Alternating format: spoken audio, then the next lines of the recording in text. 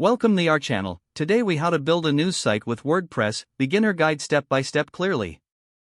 To build a news site with WordPress, first, visit wordpress.org to download the software. Choose a reliable web hosting provider that supports WordPress. Sign up for a hosting plan and register your domain name.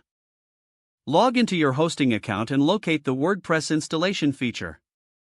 Follow the prompts to install WordPress on your domain.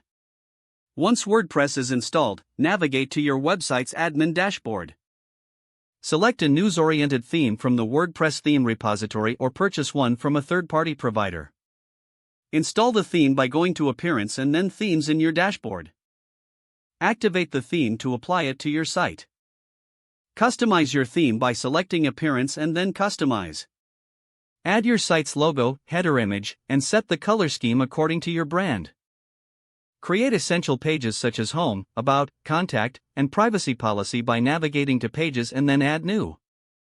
Publish each page and set them in your menu for easy accessibility. Install necessary plugins for SEO, social sharing, and security by going to Plugins and then add New. Some recommended plugins include Yoast SEO, Jetpack, and WordFence Security. Configure each plugin according to your site's needs.